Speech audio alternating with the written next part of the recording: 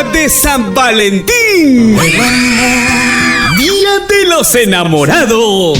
Con el espectacular megatonazo de temporada 2024 en la comunidad nativa Huascayacu, con grandes encuentros deportivos de fulbito y vóley femenino, intercomunidades, disputándose millonarias apuestas, tunza carnavalesca, full diversión y mucho más. Y a partir de las 9 de la noche, el gran tonazo bailable.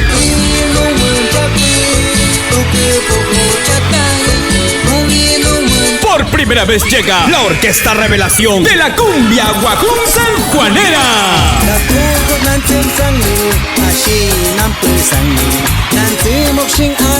Israel Tente y su grupo Corazón Guajún de Chimpillacu, Moyobamba.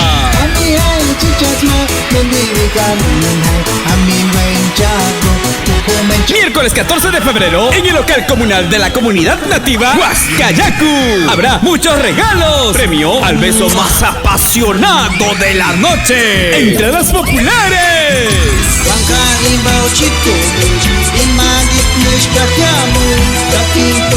Ya lo sabes, te esperamos para bailar con tu grupo amigo Corazón Guajún. Música variada de todos los géneros. Auspicia Cerveza Pilsen Callao. Patrocina este evento Visace del Perú.